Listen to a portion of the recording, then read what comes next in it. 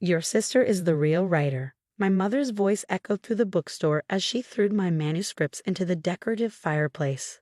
The flames eagerly consumed 3 years of my work while shocked guests watched in horror. My name is Emma Sullivan, and this was supposed to be the proudest moment of my life, my first book launch. I stood calmly, phone recording in my pocket, as my mother continued her tirade. Sophie has real talent. You just got lucky with your little stories. She deserves this contract, not you. The irony wasn't lost on me.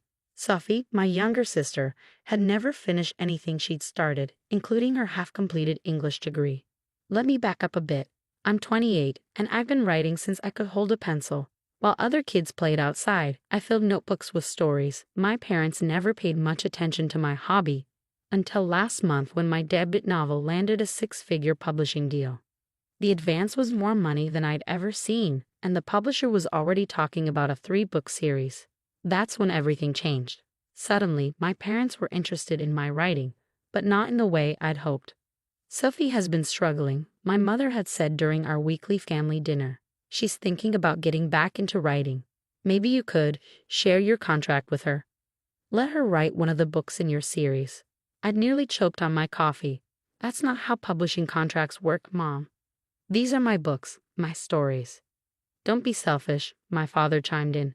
Your sister needs this opportunity. You've always been the practical one. You have your teaching job to fall back on. Now, watching my mother destroy my work, I thought about all the nights I'd stayed up writing while teaching full-time. The countless rejection letters. The revisions. The tears. Sophie had been too busy finding herself to finish anything, but somehow I was the selfish one. Mrs. Sullivan. Marcus, my publisher, pushed through the crowd. What are you doing? Those are copyrighted materials. My mother whirled around, her designer blouse smeared with ash. These stories were inspired by our family. Sophie told me how Emma stole her ideas when they were kids. This contract belongs to my talented daughter. I almost laughed. The only thing Sophie had contributed to my stories was being a perfect example of what not to do with your life. That's enough. A sharp voice cut through the chaos. Catherine Williams, my literary agent, stepped forward. Security, please escort Mrs. Sullivan out. And someone call the police. Police? My mother's face paled. This is a family matter. Emma, tell them to stop. I finally spoke, my voice steady. No, Mom, this stopped being a family matter when you decided to publicly destroy my work. As security led my protesting mother away, my father appeared. Princess, your mother is just upset. Sophie's been having a hard time. Surely you can understand. Mr. Sullivan, Catherine interrupted, I suggest you leave too. Your daughter's publisher will be in touch about the damages. The room buzzed with whispers and phone cameras. My launch had turned into a viral spectacle, but strangely, I felt relieved. Years of being the practical one, the responsible sister, the one who had to sacrifice for Sophie's dreams, it all ended tonight. Marcus approached me, his face concerned. Emma, I am so sorry. Are you okay? I pulled out my phone, stopping the recording. I'm fine, and I have everything documented. Catherine smiled knowingly. Smart girl. But what about your manuscripts? Now it was my turn to smile. Those weren't my real manuscripts. They were old drafts I kept for the launch display. Everything important is safely backed up, including the next 2 books in the series. The shock on everyone's faces was priceless. They'd expected tears, drama, maybe even a breakdown. Instead, they got calculated preparation. Years of dealing with my family had taught me to always have a backup plan. My phone buzzed. Sophie calling. I declined it and turned to Marcus. I believe we have a book launch to salvage. He grinned, already seeing the marketing potential. This is going to make one hell of a story. As the guests began to settle back down, I caught my reflection in the bookstore window. I looked different somehow, stronger. My mother had tried to destroy my dream, but she only succeeded in setting fire to her own illusions about controlling my life. My phone kept buzzing with messages from family members, flying monkeys, as they say, all rushing to tell me how I needed to make peace, to understand, to forgive. But I was done being the understanding one. Sometimes the best revenge isn't fighting back. It's letting people show exactly who they are to the world. Catherine squeezed my arm. Ready to address your readers? They're going to have questions. I nodded, straightening my jacket. I'm ready. After all, every good story needs a dramatic turning point. What happened next would change everything, but for now, I had a book launch to finish. And somewhere in a city, my mother was about to learn that actions have consequences. Very public, very expensive consequences. The morning after my disastrous book launch, I woke up to a media frenzy. My phone was flooded with notifications, news outlets, social media mentions, and most surprisingly, messages from other authors sharing similar stories of family sabotage. The video of my mother destroying my manuscripts had gone viral. "Emma, have you seen this?" Catherine called early, her voice excited. "Your book just shot to #1 on Amazon. The pre-orders are through the roof." I was scrolling through the headlines. Author's mother burns manuscripts in shocking book launch drama. Family sabotage backfires. Sullivan's debut novel soars. And my personal favorite, sister rivalry turns fiery at literary event. "There's more," Catherine continued. "3 major networks want interviews. They're calling it the rite of passage, the story of an author rising from the ashes of family betrayal." I hadn't planned on this level of attention, but my mother's actions had turned my quiet book launch into a cultural moment. People weren't just interested in my novel anymore. They were invested in my story. The doorbell rang. Another flower delivery. This time from my old writing group with a note reading, "Your mother lit a fire, but not the one she intended." They weren't wrong. My phone buzzed with a text from Sophie. "Mom's devastated. How could you let them arrest her? This is all your fault." I hadn't actually pressed charges, but my publisher had different ideas. The police had released her with a warning, but Marcus was pursuing legal action for destruction of intellectual property and disruption of a commercial event. Another text followed. "She was only trying to help me. You know, I've always wanted to be a writer." I thought about Sophie's writing career, the unfinished stories, the abandoned blog, the creative writing classes she dropped. Meanwhile, I'd written my novel during lunch breaks at school, late nights, and weekends.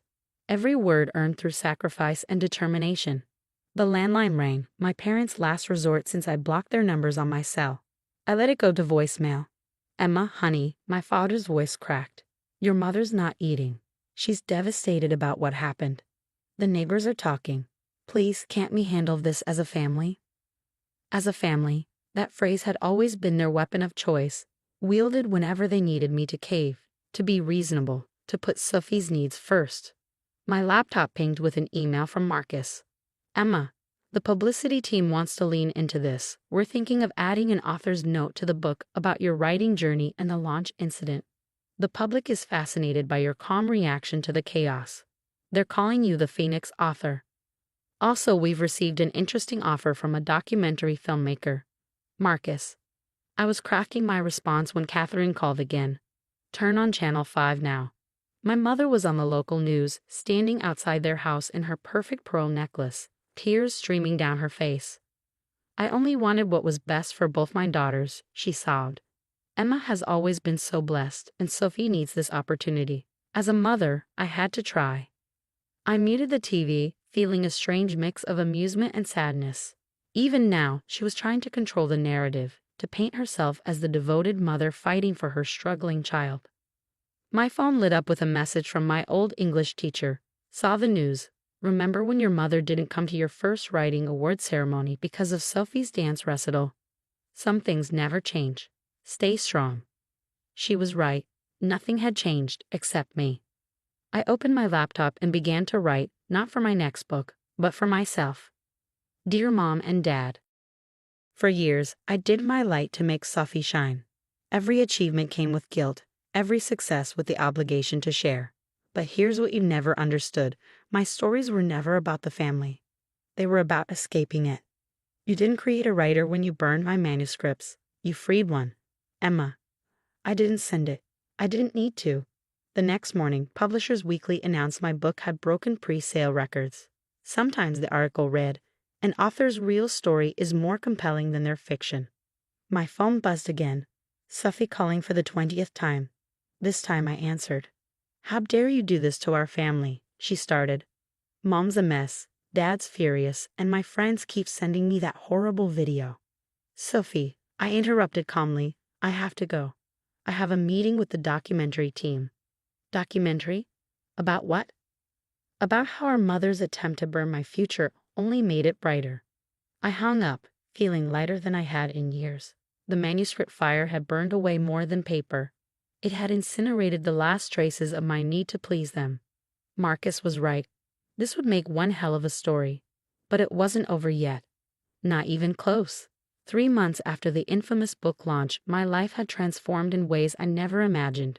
My novel Phoenix Rising, ironically about a woman breaking free from toxic family expectations, had spent 8 weeks on the New York Times bestseller list.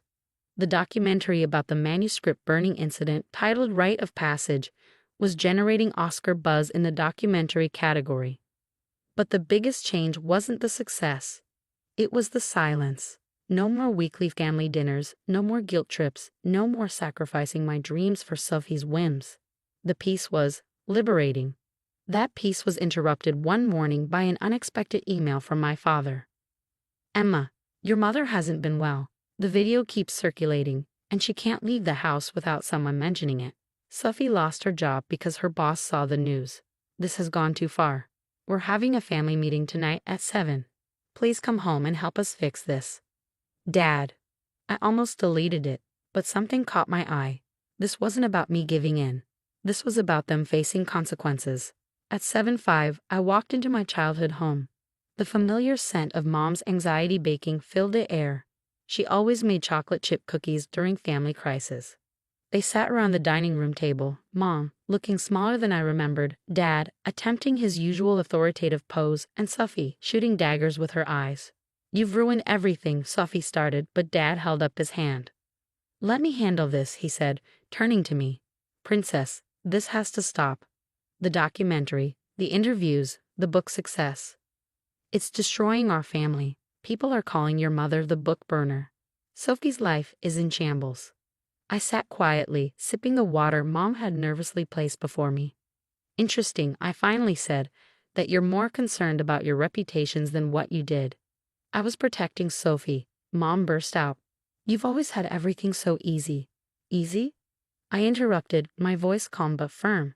"Let's talk about easy. Let's talk about how I worked full-time while writing my novel. How I spent every vacation day at writing workshops while Sophie was finding herself in Europe on your dime.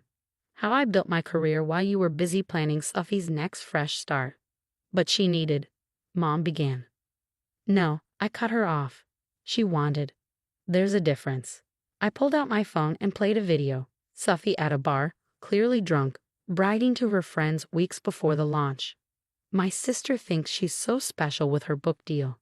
But Mom's gonna fix that. We're gonna make her share it with me. She always gives in." The color drained from Sophie's face. "Where did you get that?" "One of your friends sent it to me after the launch. Apparently, not everyone thinks family sabotage is cute." Dad leaned forward.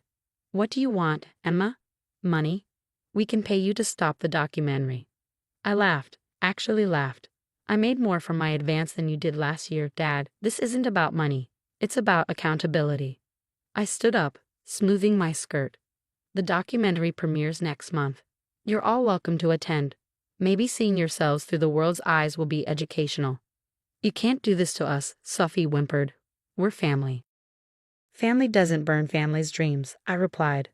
"But you did teach me something valuable. Every good story needs fire." As I turned to leave, Mom called out, "I read your book." I paused. "The main character," she continued, her voice small. "The one who rises from the ashes. That's you, isn't it?" "No, Mom, that was fiction. This me walking away, succeeding despite you. This is real." The documentary premiered to critical acclaim. My family didn't attend, but they couldn't escape it. It wasn't just about the manuscript burning. It was about patterns of family dysfunction, about creative survival, about rising above toxic support systems. My second book, a memoir titled Burning Pages, was released 6 months later. In it, I thanked my mother, not for her support, but for showing me exactly what I didn't want to become. Sophie eventually got a new job and, last I heard, started actually writing instead of just talking about it.